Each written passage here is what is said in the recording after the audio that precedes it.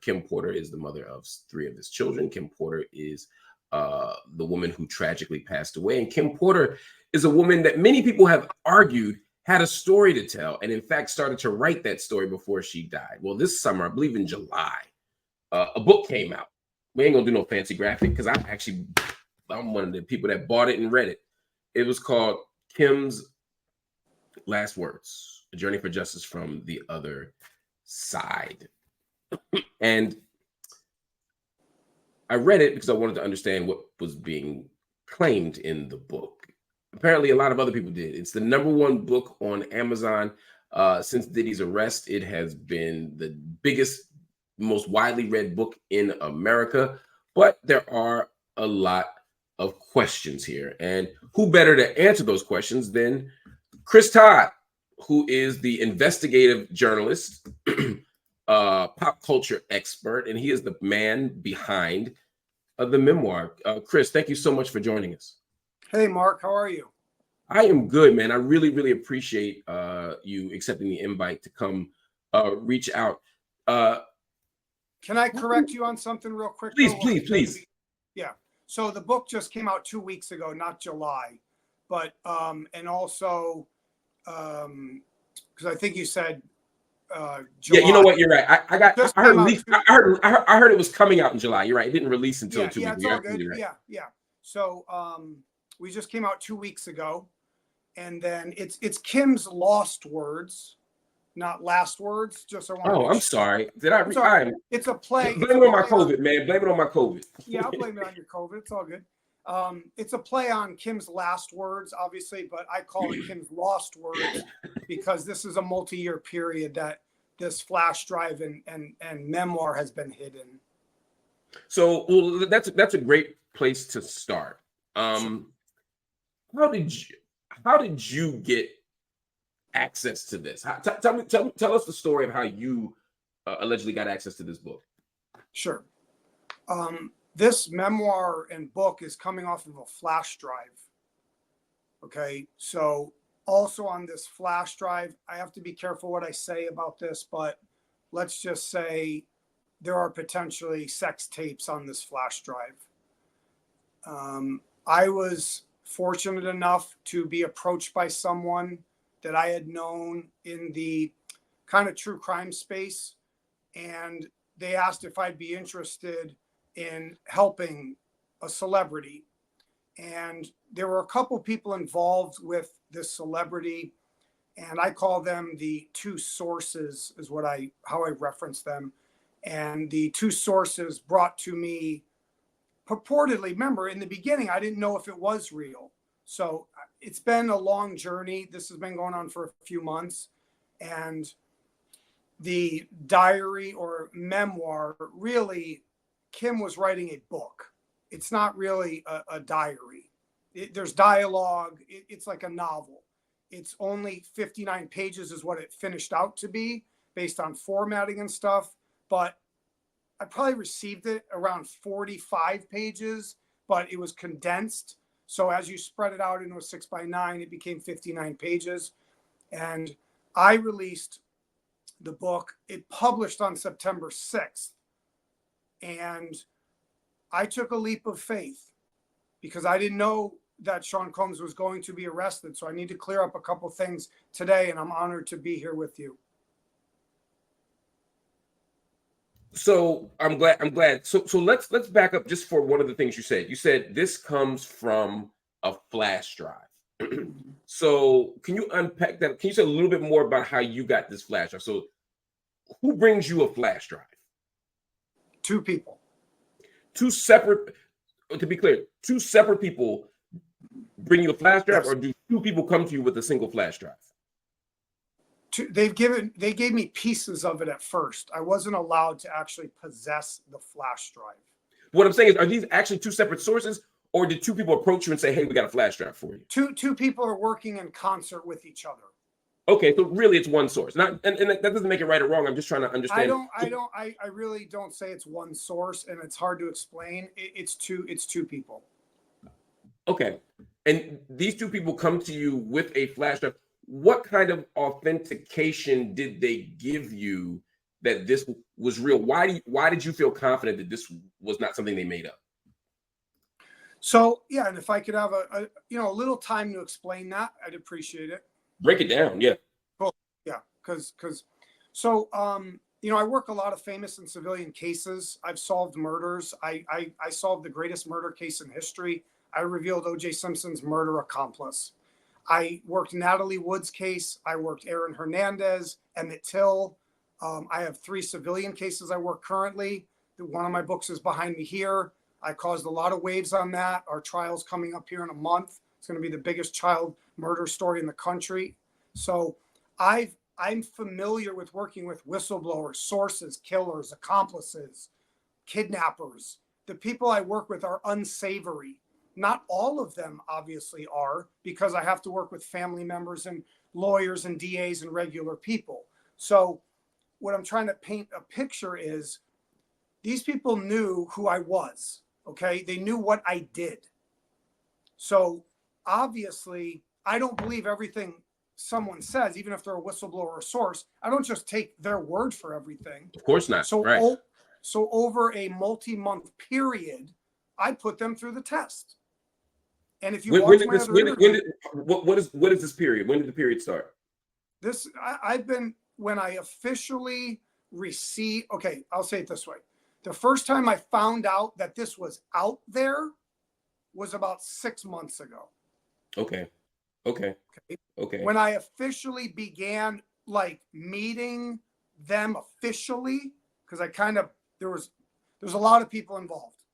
So the 2 people reach out to you in around March-ish and say, hey, we got something you need to see on a flash drive. They come, really, it's probably been more amped up the last 2 months. That's okay.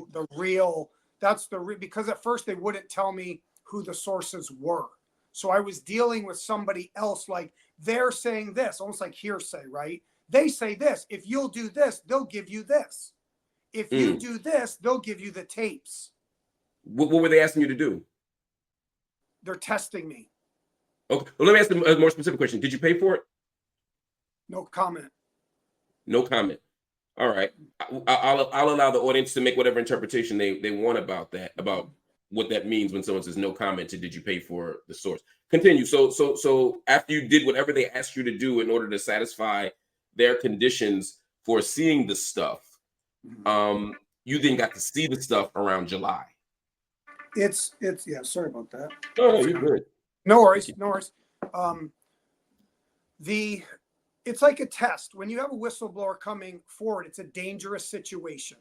If we talk about Diddy, right, and we talk about poisonings, was Kim poisoned? What happened to Jamie Foxx? What happened to Albie Shore? These things are swirling around. What happened to Chris Lighty? What happened to Shakir Stewart? What happened to Heavy D? They would tell me these stories. And I'm like, look, I'm not saying he's a serial killer. I was just listening. But then one could think that from this book. What's that? I said from this book, one could draw. Oh yeah. I mean, and let me be clear, because I don't want anyone to think I'm defending Diddy in this. Diddy is, to me, if every page in this book is true, or if nothing in this book is true, I know enough and have seen enough and have heard enough to know that Diddy is a monster. Exactly. Right. So but from this book, I mean, there's some pretty heavy allegations here. Well, and also, when I first read it, I was only shown pages at first. I never saw the whole manuscript. Okay? Well, I think that's where the July thing came up for me, because in July I started to see pages on the internet. I assumed because the book I was leaking. Okay, so that's why initially I said that people were talking about it in July. I thought it was actually out, but I realized now you're mentioning it. Yeah, and I don't and look, I don't know. When I approach people with the media, I have a long history with the media. Yeah, I have other private investigators that work for me. Sometimes they do things undercover, and they leak things to people to see. I've got a lot of people that work with me. Okay, it's not just me. I couldn't do this by myself. It's a monster. It's a 800-pound gorilla. I can't kill it by myself. Okay. So what I'm saying is, if you heard a rumor in July, it might have come from us. Okay. I think it was. I mean, some of the stuff I saw in July is in this book. So either either someone else, was sold the book or had a chance It's to get it. probably us. Now that I'm Okay. thinking, it's most likely us in So some way. talk to me about, and then we'll get to some of the specifics in here. But how did you fact check it? Like, they come to you with all these claims. For example, I give you a concrete claim. There's a claim here Sure. in chapter. The chapters are very short, so Yeah. there's a chapter here that says that that Diddy and Al B. Sure. I'll use the Al B. Sure one because he has responded to it. What I don't want to do is drag more people into the mud. Let's not talk too much about Al B. Sure because he's threatening to sue me and file a case with the Department of Justice. And if he rubs me the wrong way, I'll take care of this whole thing legally quickly.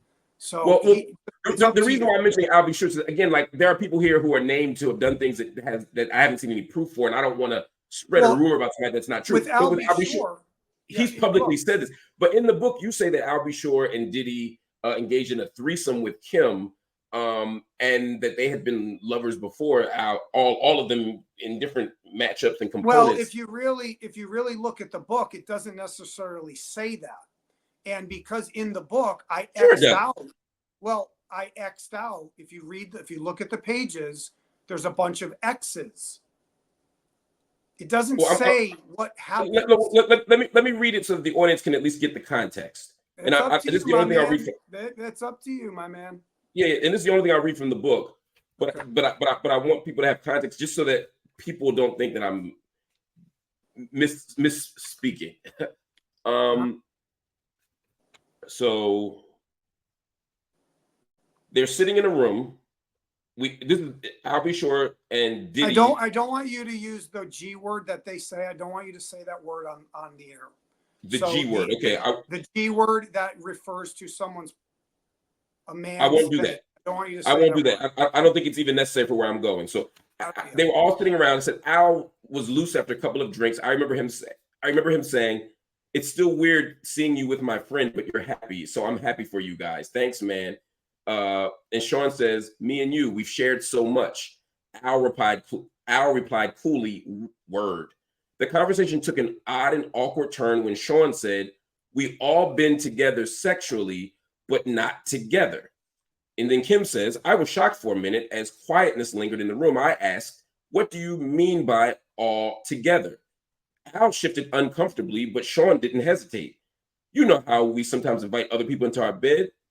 I couldn't believe it. "Oh, hell no, Sean." So just from that moment, I think Al B. Sure's issue is, first, the claim that this whole conversation happened. Second, the claim that he and Diddy had sex. And then, of course, your point is, by the end of the scene that you paint, or that she paints allegedly in this chapter, some stuff happens between them. She doesn't like what happened. She runs out of the room, and they keep doing whatever the thing is that she doesn't like. Right? There's a clear and strong sexual implication there. But at the very least, the book unequivocally states they've already previously had sex. Al B. Sure is suing you for that. I don't know if he's not suing us. He's threatening to sue me. Fair enough. Okay. Fair enough. But I'm saying is, and even to me, it doesn't. I know what you're saying. Like, it quickly says, "Well, we've all been together before." I don't know if that's true. I don't know what Kim is doing there. I don't know what she's trying to say. She's obviously saying, I'm focused on what she's seeing. Okay. If I remove those X's, right, that would have been a problem. But I did you a favor, Al B. Sure, and I did you a solid. They didn't want me to. I made the decision to X that out. Okay. But my point is, if you also made a decision, if we believe that this is Kim's book, then, and we believe that Kim is a truth teller, then we also believe that they've already had sex. Okay, but let me say this real quick too. Let's also talk about what a writer is. Okay, what a novelist is. I think Kim did a great job with this. Why do you believe this is Kim? I don't want to go like way off. Like, let's no. I was using that as an example to ask the question of how did we vet I'm trying to address. I know, but I want to address this real quick. Just real quick. Sure. Writers sometimes can do roman à clef. They can use fiction and nonfiction, reality, and they can blur the line. Okay? She has every right to do that. Can I unequivocally say they did that in front of her? No. I didn't write the book. It's not me saying it. It's a woman, Okay. it's an abused woman from the grave. Let's remember that. So if she's saying that, and she has every right to take liberties and to tell a story, and if that's the story she wanted to tell, I was shocked too, trust me. He's the father of Quincy. She was married to him first. It's strange. But the thing is, this whole Diddy thing is strange. Nothing is shocking me anymore. So when I first read some of this stuff, I was sort of turned off. I was the audience too. Like, that's how I say that. So this is a long process, but thank you for giving me that quick. No. So again, so using that example, how did you determine that this was true? Not I get what you're saying about she could have been using license, but my point is, someone came to you with a hard drive saying that Kim wrote it, something we don't know for sure, and Correct. They gave you a story that could or could not have happened. We don't know for sure. But as a journalist, you made decisions about whether you trusted it or not. Why do you trust that story enough to publish it? Sure. First of all, I'm an investigator. That's really what I am. I say I'm an investigative journalist. I'm an investigative producer, journalist, and author. Yes. I am. I was also an actor and a director and a writer. I was. Okay. So there's many things. I'm not one thing. But when I do something like this, I'm an investigator. Do you think I really would just trust them? Whatever they said is true? Absolutely I hope not. That's the question. Absolutely not. So how did you investigate it? What'd you do? I'm getting at that. Okay. It's the same process on all these books you see behind me. And I have a lot more cases than that. I have over 30.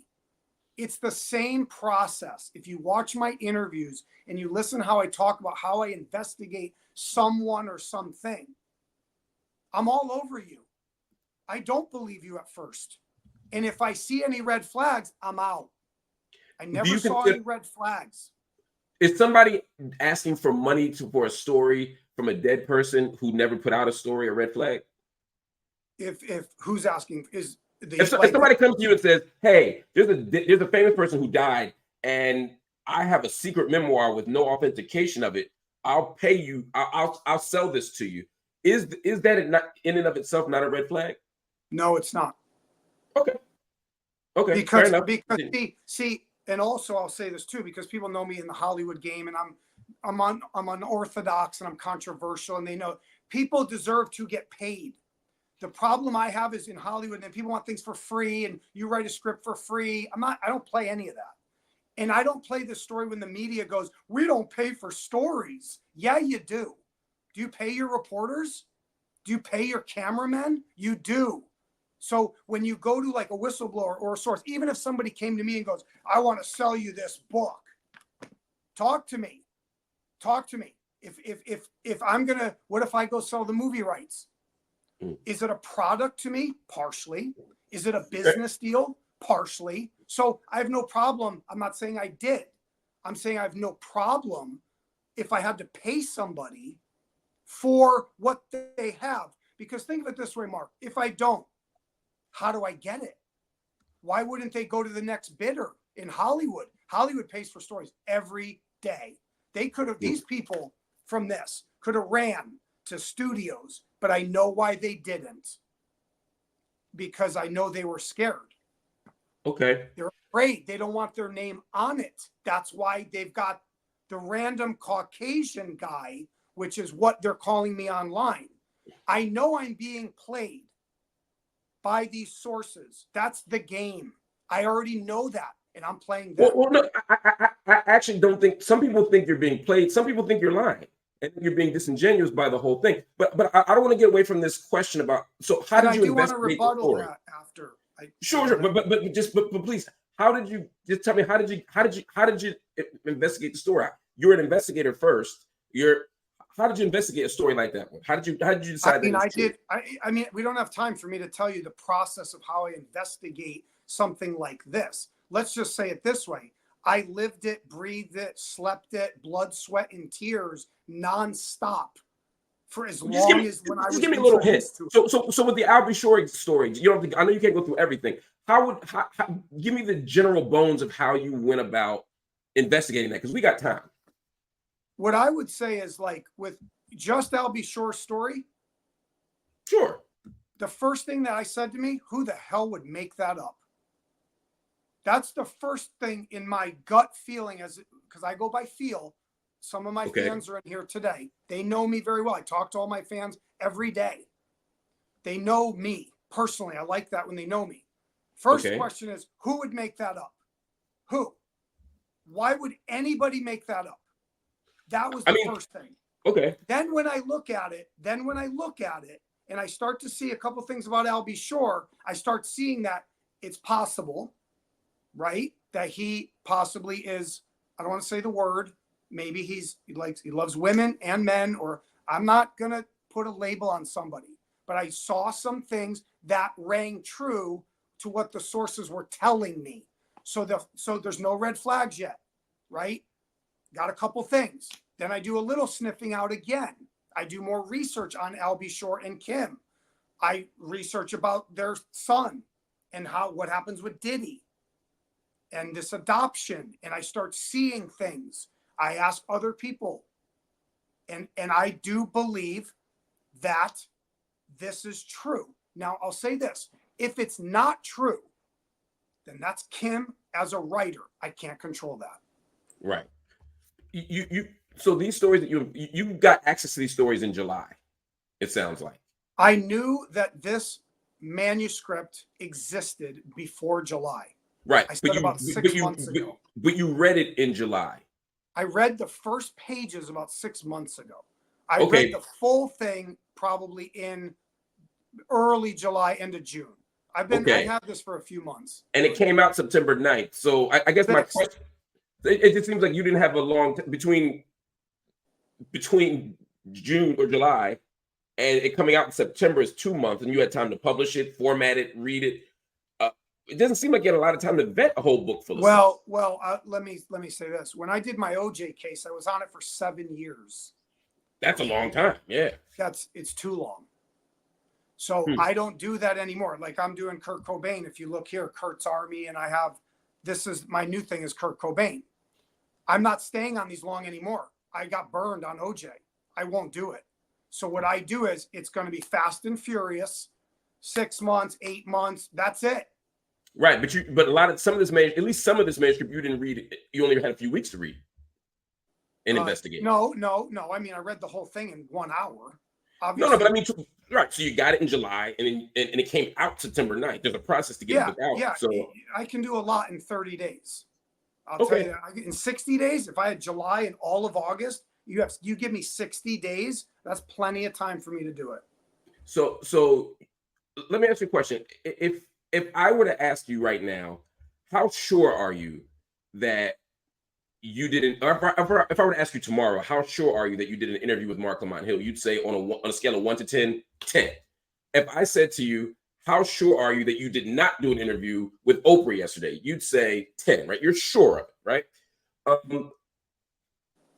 On a 1 to 10, how sure are you that Kim wrote these words? Rolling Stone interviewed me yesterday, and there's another publication coming out. A major one I dealt with today. I gave this answer, so I'll give you my own unique answer for you, right? But it's already been published. I already addressed this, okay? So I use the phrase, like, if you put my feet to the fire, right? And God said to me, you better tell me the truth or else. Okay. And you're asking me a 1 to 10. Yeah. On a 1 to 10, how sure? I think that gives us a good gauge. Like, you're sure you talked to me. If I said on a 1 to 10, how sure are you that the Bible is real? You may say 7, 8, 10, 1, depending on your faith. What would you say for this? On a 1 to 10, how sure are you that these are Kim's words? 9. Wow. Did you vet any of this with Kim's family or friends? I approached a couple people that were in the celebrity camps. I didn't necessarily go straight to Kim's family. People were purporting to be Kim's sister and cousin. I don't even know if they were real. Okay. You're an investigator. You can find that out. I know, but let me say this about families. I don't always work with the families on something like this. So I did not go to the family first. No. Okay. But I'm not asking you to them first. Did you go to them at all? Kim's mother is deceased. Kim's father, I did not go to. And then whether she has sisters or cousins, I did not approach them. No. Okay. Just when you say I didn't go to them first, one would think that you went to them, just not first, but you didn't actually go to them. No. Okay. So you didn't go to the family. What friends did you go to? I'm not going to name them. Okay. But you did go to some friends. Okay. And they verified these stories? Well, let's think of it this way too. Now, if Kim Porter did a flash drive, right? Do you think she really told anybody that she had tapes of Diddy copied onto the flash drive that could get her killed? Do you think she really would show other people? I do believe there's one person that she showed. Did you talk to that one person? Yes. Okay. So, because here's the challenge. If you say, but do you understand what I mean by why I wouldn't go to the family? Because then I'd be giving them all the leverage would be on them. This is not about her family. It's about her. Right. But the problem is if you're saying that she has a secret and she didn't share the secret with anybody. Except a couple people. And then she died. Yeah. And then someone found this hard drive. They don't find it. She gave it to them. She gave it to them. Did she give it to them and say, put it out in the world? So you think if Kim wanted someone like you to have it? Not someone like me. I think, look, okay, when Kim gives it, whether it's in the cloud or it's a flash drive or it's both, the book talks about that, a password to the cloud. She's talking about like, Sean, I've got it. I can go in the cloud, or I've got the discs, the tapes, the drives. There's many ways to keep this, right? It could be backed up in the cloud. There's a passcode that's given to this person, right? What I'm saying is obviously they sit on it for 5 to 6 years, right? Because they're most likely scared. So that those people close to Kim and Diddy didn't want to come forward, and definitely not come forward right away, because they would have. Why would they come? Why would I be here 6 years later? They had many opportunities to do that. Obviously, they didn't. I don't know why. Maybe somebody soured it. Maybe they got a threat from Diddy. Nobody was even investigating him then. He was like scot-free back then. Think about that. Now it's different. Now it's like, oh, this is Cassie's coming. And I will say this. I was told by one of these sources that the Cassie lawsuit and Little Rod and Diageo and all that was partly from this. That this was actually already starting to be talked about in their hip hop circles, in that kind of culture, if we call it that. They were already buzzing. That's why you see a lot of they were trying to destroy Sean Combs, okay? Because he was like suing the liquor company for discrimination. Cassie was like, I'm coming after you. Little Rod was coming. There were multiple lawsuits. And we know for a fact that some of that is involved with this book. Did you speak to Lil Rod? No, I did not. Did you speak to Cassie? No, I did not. Did you speak to Diddy? No, I did not. Okay. I'm just asking for clarity's sake. I'm not saying you should or shouldn't. I'm an open book. I guess my other question about this is, so if you think that Kim wanted someone to have this information from a hard drive, but you said she didn't want someone like you to have it. If you know she didn't want someone like you to have it, why would you put it out? I don't know what you mean by someone like you. Well, I said, do you think she wanted it published? And you said, and someone like you said, no, not someone like me. I'm saying not person. I don't know. I didn't know her. Like, well, let me put it differently. Do you think she wanted to put out in a book like in this form? Yes. Not you personally. Yes. Okay. You think this is how she wanted the book to come out? If you're dying, right, and you're coughing up blood, and you text your friends, he got me, and there's no doctor, and Diddy's telling her, oh, we're going to get the doctor here, and there's no medication, and there's no doctors, okay? She's panicking. So I do believe that part of this flash drive and or memoir manuscript was actually given to one of the sources in 2017 through my investigation. The final pieces the last chapter of the book, because she's writing as she thinks she's dying, that part is given that week of the death. Then it's put together. Yes, most likely, let's be honest, by the sources, most likely they're arranging that, because I can tell by the font and stuff that it's similar. There's some stuff where there's some different font, okay? But those pages were not written by Kim Porter. Someone, the source, one of the sources was trying to talk to the audience. I removed those. I only want the audience to hear Kim's voice. Okay, and like again, on a scale of 1 to 10, you're on a 9 that this is Kim's voice, Kim's word, that it's authentic. Diddy has the ability, according to the book and according to other people, to blow up cars, to kill people, to literally to frame multiple murders of the most famous Black people in America. How did he not stop this book or get access to this hard drive? He had many opportunities to do that. Why didn't he? Why didn't he? Why didn't he stop Cassie's lawsuit? Well, lawsuit's different than a tell-all book from someone who's already dead. Why didn't he stop Little Rod and Cassie? Why did he let them come forward? Why didn't he pay them off? So all interesting questions, but what would your response be to the viewer right now who's a little incredulous, who raises that question? If Diddy's this powerful, how did he let this happen? Your answer is just he lets lots of stuff happen. I'm going to answer your question. Why does Diddy let Gene Deal talk and Jaguar write? Because he didn't handle his business. I work with a lot of mafia guys, and I'm sorry to throw this out there. I've learned a lot of these things from my journey with some of these guys. Handle your business. They call it a sit down. The mob invented it. So if Diddy had Cassie, Little Rod, 8 other women, other guys, lawsuits coming down the pike, handle your business. If he knew Kim had the tapes. He knew that.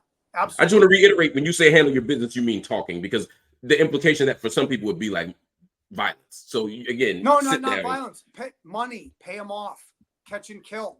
I'm not talking about killing anyone. I'm saying a sit down in the mafia game is not murdering someone.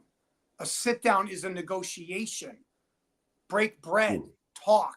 What Diddy did was his ego was so out of control, right, that he couldn't do it. He couldn't give Little Rod the money. He wouldn't give Cassie the money. Then he gives Cassie the money the next day because he got caught.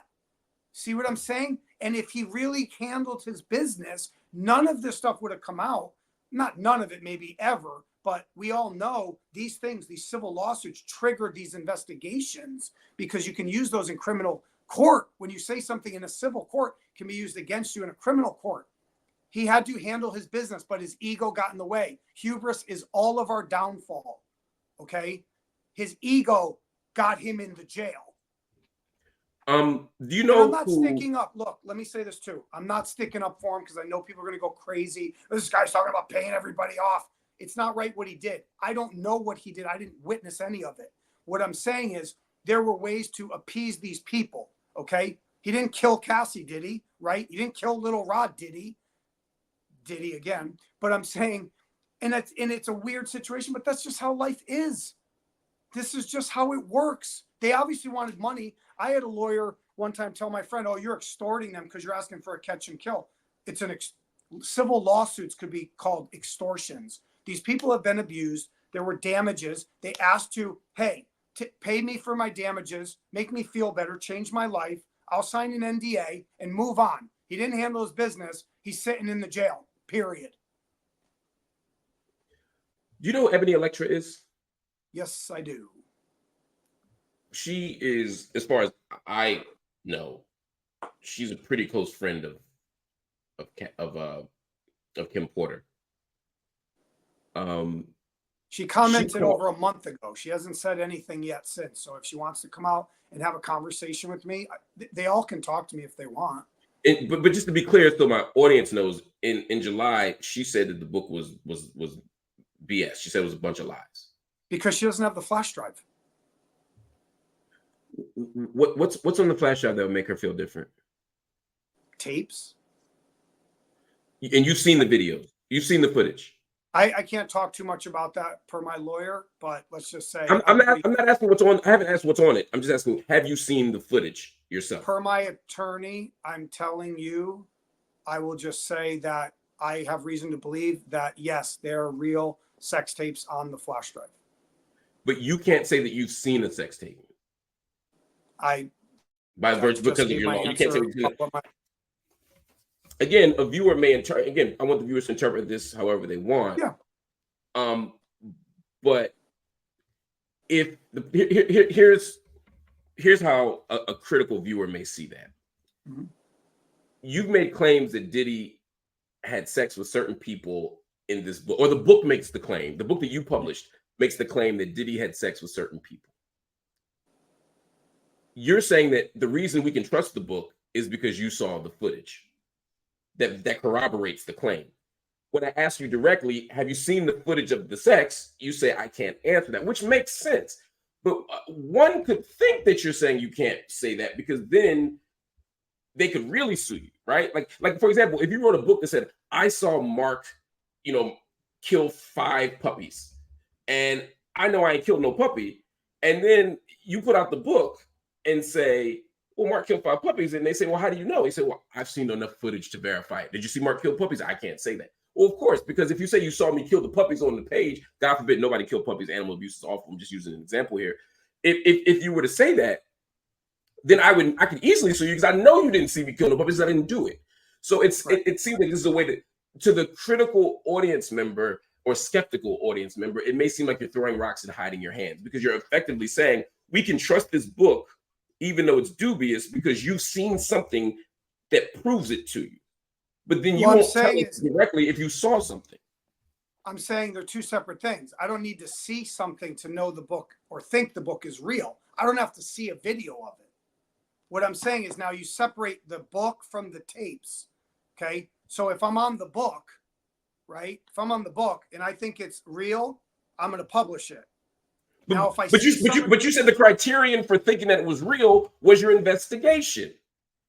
Yes, but I didn't see the tapes very early on. It took a long time for me to even possibly see the tapes.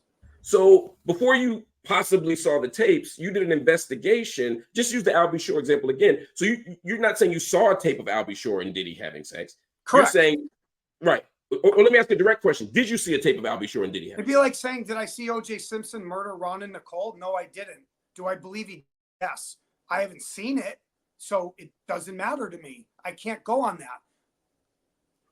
These tapes okay, wait, hold on, time out. Well, we're talking, these tapes you're talking about right now are highly explosive.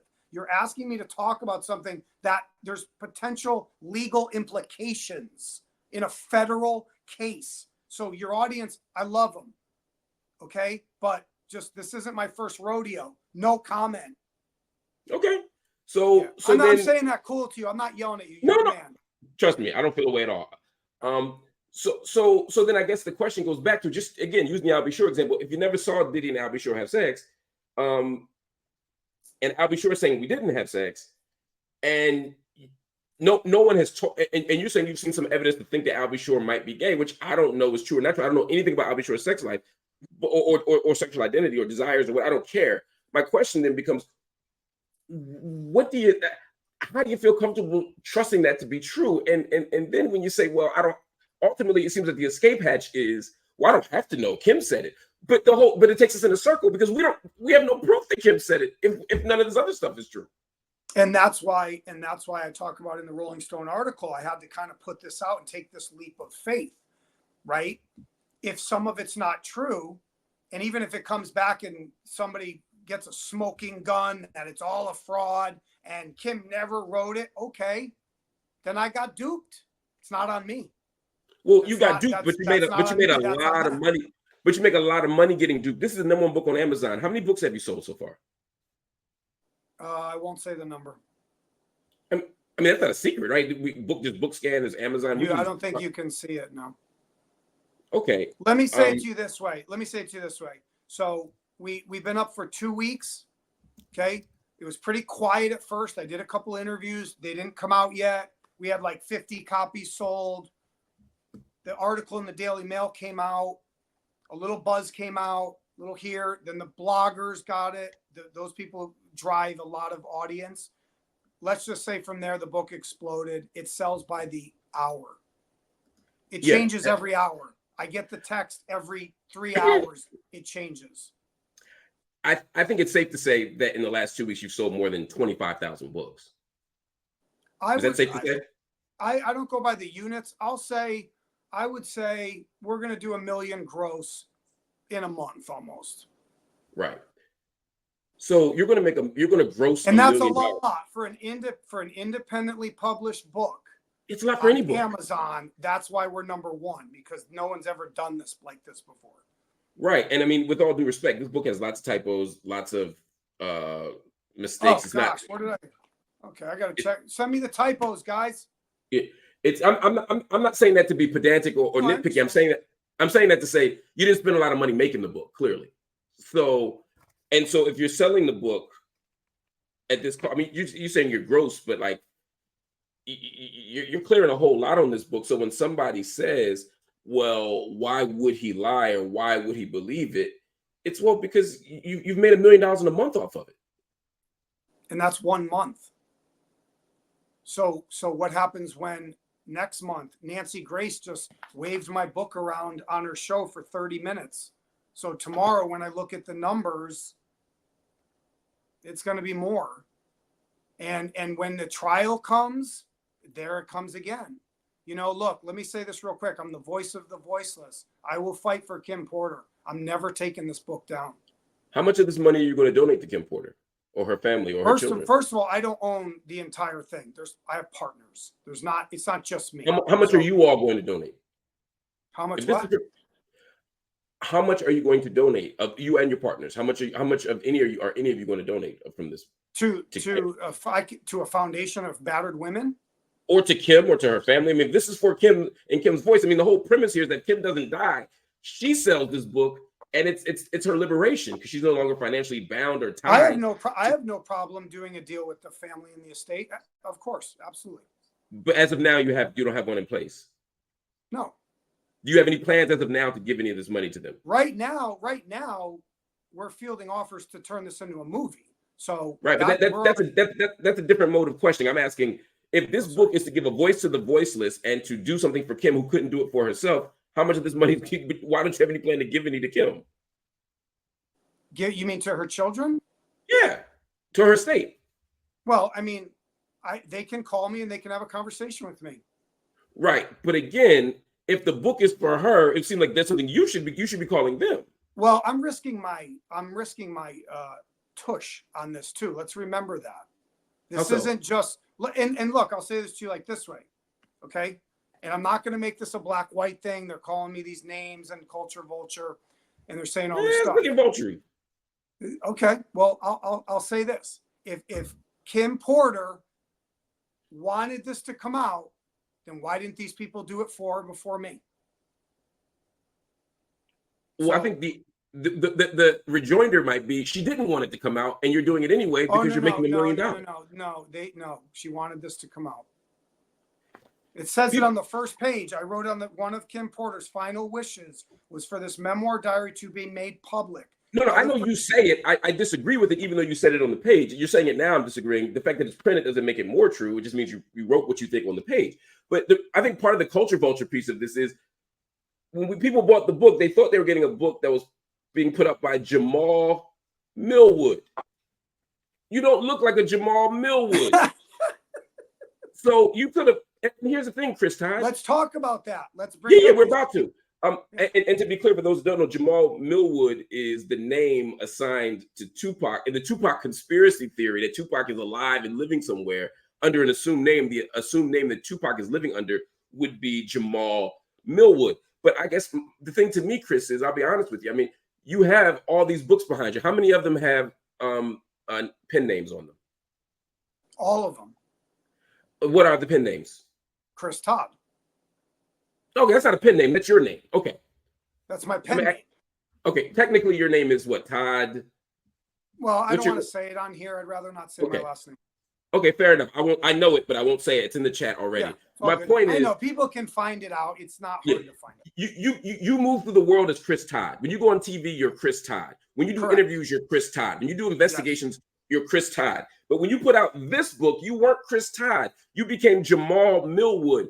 Do you see how somebody might think that putting out a book about a Right. Black woman Mm-hmm. and Black culture, right? And pretending to be a Black author or using a Black author's name that you've never used before in your life, right? Okay, let's seem a little parasitic. Yeah. Oh, whoa! Put that comment back up. Go ahead. I just said parasite. I wanted to be clear. I was going to say vulture again. Yeah, I was going to say vulture, but then I saw AK say parasite, and so I wanted to put it up to. I like to cite my sources. You know what I mean? I wouldn't think I want Jack AK's word, but the point here is, I mean, come on, Jamal Millwood. Okay, Have you ever used a Black kid name before in your life? You're gonna love this. Look, you're a smart guy, so let's put on the thinking cap. Let's get cerebral. You ready? I've been cerebral this whole interview. Go ahead. Good. Okay. It wasn't my decision to put Jamal T. Millwood. Okay. The sources asked me to put Jamal T. Millwood in honor of Tupac Shakur to stick it to Sean Combs. Okay. So when Sean Combs gets the book in jail and it gets delivered to him, they wanted him to read it and go, who the F is Jamal Millwood? And a little light bulb's going to go off in his head. Gotcha. So watch, hold on. So if all my clients are deceased and the book says Jamal Millwood and Kimberly Porter, they're both deceased, right? And what's the I'm sorry, can you lift that book up again? Can you lift that book up again? No, just lift that up again. Lift that book up again. It looks like you erased Jamal Millwood on that book. I didn't erase it. This is the proof. I gave my other ones away. This is I when I showed reporters, I showed them. I didn't. But why do you take Jamal Millwood? It's clearly scratched off. Why? When I showed reporters, I gave them this copy so they wouldn't see who the author was at first. Why? I'm asking why. Because I shopped it to reporters first. And why didn't you want Jamal Millwood on that? Because I didn't want them to know too much. If you do an investigation, you don't show all your cards. Okay. Anyway, okay, continue. All right. Anyway, my point is, they wanted this, and I loved it. I thought I loved Tupac. I was all for it. I was like, wow, that's really crazy. They're like, put Jamal Millwood. I put the T there for Tupac in case there was another Jamal Millwood somewhere. I said Jamal T. Millwood, and that's why we say Kimberly A. Porter, because there's probably a lot of Kim Porters in the world. So the both names have an initial. So when Diddy reads the book, or any of his people, or the Tupac people, the fans, they go, Tupac's back. And because remember in that book talks about Diddy and Jimmy Henchman, talking about getting rid of him at Quad Studios. Right. Look, I could have put, but let me say this too. This is important. When I was publishing it and took the leap of faith on like September 5th, it takes a day to publish. I didn't know Diddy was going to be arrested. If I waited about 2 weeks and he got arrested, I might have put Chris Todd there. It was too late. I could change it if I really wanted to. Right now, I'm going to let it ride. So this is for Tupac Shakur and Kimberly A. Porter. I find that hard to believe, but okay. But it's not for me to believe it. I understand. Do you think calling Jamal Millwood makes people more likely to buy it? Like I said, it wasn't my idea. I honored the sources. I got you. My question is a different one though. My question is, do you think that name makes people more likely to buy it? Not really. I thought the name was kind of goofy, to be honest. Jamal. How many people name their kids Jamal? Jamal is an older name. Are you serious? Well, I don't know. Look, I don't know. Do you think you're not making any friends right now, my friend? Lots of people name their kid Jamal. Jamal's one of the most famous names in the world. This is what the bloggers said. Well, let me ask you. What do you think when you hear Jamal Millwood? Do you think the name? I think of most black people I went to school with. I think the people I went to college with. I think about the students that I teach. I think it's a very common, ordinary, beautiful black name. Yeah. Okay, then fair enough. I mean, like I said, it's not my decision. Yeah. Okay. So at the end of the day, you're making millions off of this book. I wouldn't say making millions, but Well, that's okay. You've made over $1 million, and gross. you said We have a government called the IRS. yeah. I'm saying what you've made. I'm not saying what you. $1 billion. I'm not saying what you keep. Yeah, I'm saying what you've made. You've made over $1 million, and you will likely make more based on what you said. When projected 5 million. That will be millions. Okay, so you're going to make millions off of plus a movie deal and a TV deal and an unscripted and a scripted, 20 million. Wow. Because and the reason I'm saying that, I don't mean to interrupt you. Say what you're going to say. I'll say why I'm saying that. No, because I'm wrapping this up. I want you to get the final word. Go ahead. Hollywood does it all the time, so I'm no different than anybody else. And my partners have the right to do business too. So if they want to make a movie about Kim Porter and it helps bring justice, we're going to make a movie. And if we're going to do it unscripted, we're going to do it unscripted. We're not asking for people's permission. This is for Kim. Okay. I work for my victims or my clients. So if that's what they want, and this benefits the public, if Diddy offered, you said you'll make 20 off this. If Diddy offered you 30 million to kill this and silence it and throw it away, would you have done it? At the time, like we did offer it to him. My question is, if he offered you 30 million to not put it out and to destroy it, would you have? Possibly. So then how is this? Then this isn't for Kim. This is for money. I said possibly. I'd have to. Yeah, it's possible. But if it's for Kim, then it wouldn't be possibly. It would be yeah. I'd have to make that decision with the sources. It wouldn't be my own decision. There's other people involved. I would run it by them. If they said, okay, we're going to donate millions of dollars to battered women. We're going to create a scholarship and a fund for Kim in her name for people to go to college. What if they said that? I'm not fully in control of this. Right. The point was you made it seem as if you were honoring Kim's last wish to have this published, but it sounds like if the money's right, you'd be fine with Kim's last wish of it being published not come out. On top of that, I think there's a great questionable if Kim actually wrote this. I've read every word of this book. I've checked it against the facts that I know to be true. You'd have to ask yourself, when Hollywood makes a movie about a murder, are they doing it for the entertainment and to make money, or are they doing it for the victims? So it's a gray area, right? No, it's not a gray area. Here's why it's not a gray area, Chris or Jamal. Because the Hollywood doesn't pretend to be doing it for the victim. They're doing it for money through the mechanism of entertainment, and they don't pretend to be doing otherwise. Okay.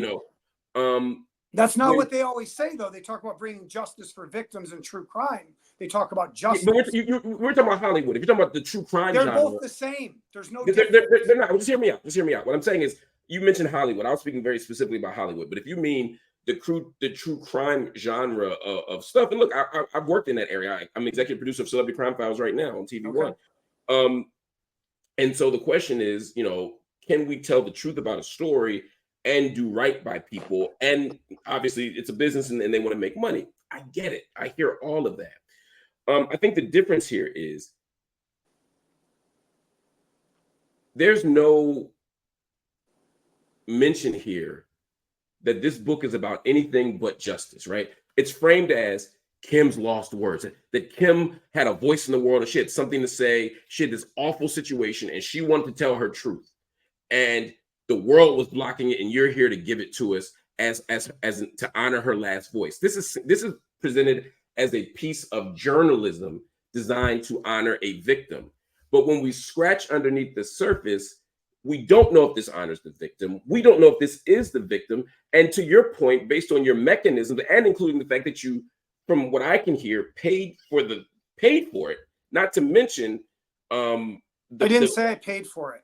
I know, that's why I didn't say you said it. I said my understanding of what you said. You refused to say that you didn't pay for it, and then you proceeded to explain why it's okay to pay for it. So even if you, so I'm just saying we would reasonably think that you paid for it, but regardless, the point is that this is not journalism. Well, let me say this. Well, okay, when you talk about what journalism is, when someone writes a book and they quote and they talk as characters, it's not journalism. This is a novel. It's not a diary written on a hand scratch pad. that would be a news story. She wrote a novel.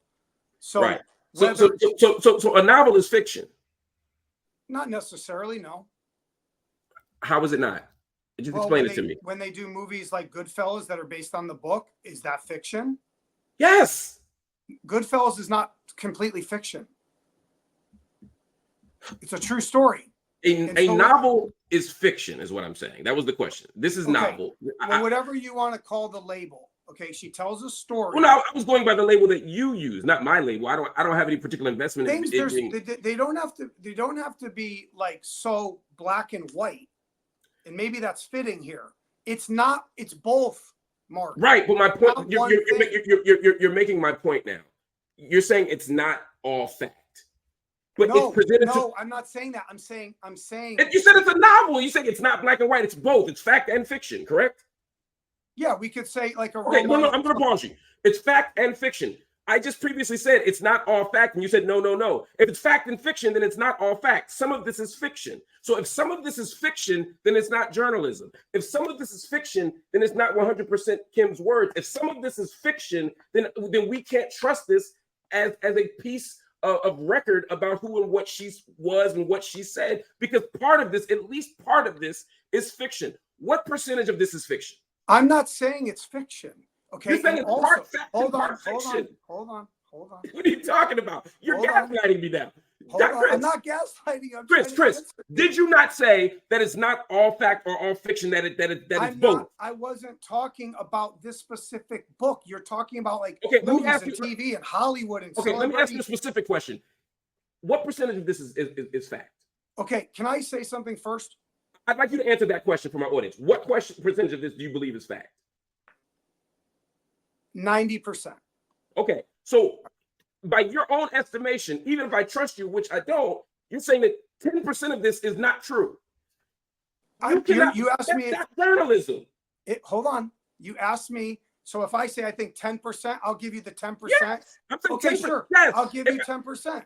Yes, and I'm saying you're conservatively, generously by saying 10% of this ain't true, and I'm saying I don't even know if that's true, Mark. I don't know if there is any fiction in here. I don't. Right. What if it's all but that means you also don't know if there's any fact in here. No, I know a lot of this is fact, but not all of it, which is why it's not journalism. Okay, but time out. So is Kim Porter a journalist? No. Okay. She wrote a book, right, about her life. So she's not a journalist. No, I'm not conceding that as a fact. I don't know if Kim Porter wrote a book. I know that somebody published a book under the name of Jamal and say that it's Kim's words. I have no idea if this is Kim's words. I have absolutely no but you're bringing up, you're saying journalism. So stick with that. Is Kim a journalist? Yes or no? And I'm saying no. No, she's not a journalist. Right. Right. So she told a story, right? Right. That we don't know. I'll play that. We both don't know if it's fully true, half true, or true at all. Fake. Sure. Okay. But whether it's true crime, whether it's scripted in Hollywood, like you said, you work on a show. I think a lot of these things blur the lines. They have the Aaron Hernandez series right now. A lot of that's true. Some of it, they maybe took some liberties. It's a true story. It's a scripted series. So which is it? It's both. So it's the same thing with this. This can be both. That's my point.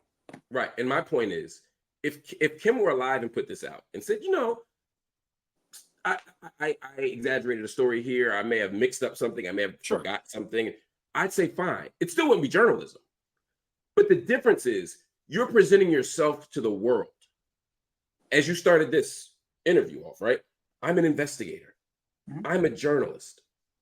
So we are being asked to trust you. We are being encouraged to believe every dubious claim made in this book based on the premise that an investigative journalist confirmed it.